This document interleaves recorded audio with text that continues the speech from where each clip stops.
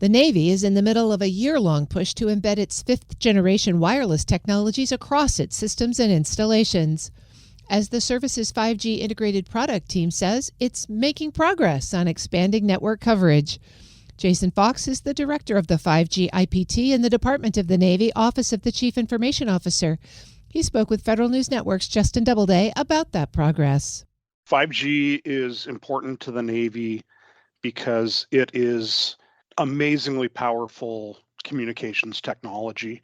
And it is amazingly powerful because of the investment that commercial industry, academia, governments around the world have put into it, and the shoulders of giants of all the previous cellular technologies before it. And it is, frankly, a no-brainer that we would leverage all of that. Billions of dollars of investment in technology and infrastructure for our uses. What we're doing within the IPT to grab a hold of that, we are building and experimenting, prototyping with 5G technologies, and we're working with commercial industry to acquire the products that they're building and the services that they're offering. Yeah, that makes a lot of sense. And, it makes sense that you have an integrated product team approaching this, just given the multifaceted issue that 5G is. I'm wondering, what are some of the key 5G efforts for the Navy that fall within your portfolio? Yeah, so within my portfolio at the Don CIO, we are focused on enterprise capabilities, what we can do for the entire Navy and also the Marine Corps with 5G and wireless communications. Don CIO is also involved with cloud computing, our desktop infrastructure with Microsoft 365 and Teams and all of that. So from our level, some of the pieces that we're looking at are I break the problem into two pieces. One is first backhaul, connecting endpoints to a network for moving data. When we think about that backhaul, we're thinking about adding 5G to all of our platforms, everything from small unmanned aerial platforms all the way up through aircraft carriers, frankly. What can we buy that has 5G in it already? What do we have that we could add it to?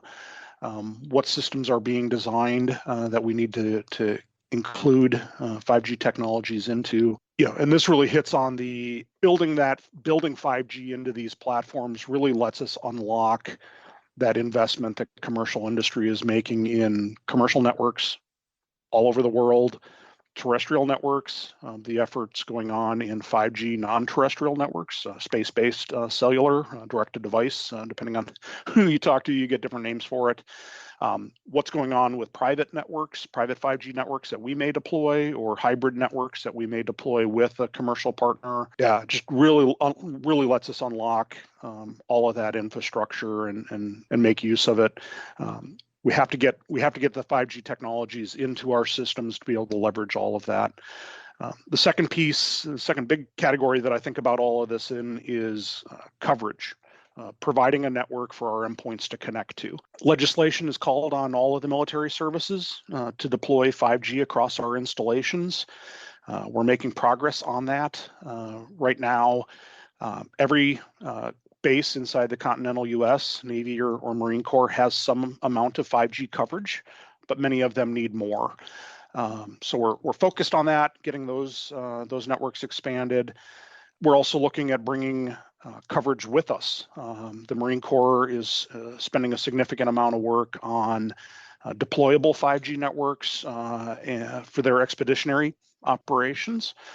And we have several projects underway for adding 5G networks for coverage to unmanned aerial platforms, so we can send a network to a location and have a network travel with a mobile unit, ship or land-based unit. Yeah, a lot of things to unpack there. That's a great overview. I'll start with that first bucket you mentioned and just connecting endpoints to a network, going all the way from small UAS to aircraft carriers.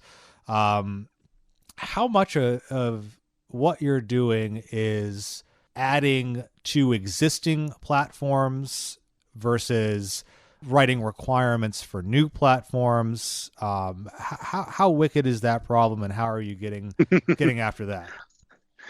Yeah, it is a challenging one. There's, if we think about something as big and complicated as a naval vessel, that is a long timeline, and we have absolutely, there's efforts underway to shorten that, but it's things that need to be considered early in processes.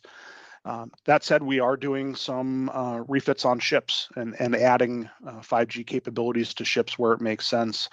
So it's kind of a both answer. We have places where the refits are happening, where we're adding capabilities to existing ships, and we are getting out ahead of the problem and baking it in where it makes sense. That's an effort from, when we look at across roles and responsibilities across the Navy. My focus is on enterprise, and my function in support of Don CIO is coordination, advising, subject matter expert. So we are fostering that mindset of getting 5G everywhere. The folks that are responsible for writing the requirements for ships, building the ships, are hearing those messages and hearing that advice and are building it into their processes. That's Jason Fox, the director of the 5G IPT in the Department of the Navy, Office of the Chief Information Officer. You can find his full conversation with Federal News Network's Justin Doubleday at federalnewsnetwork.com.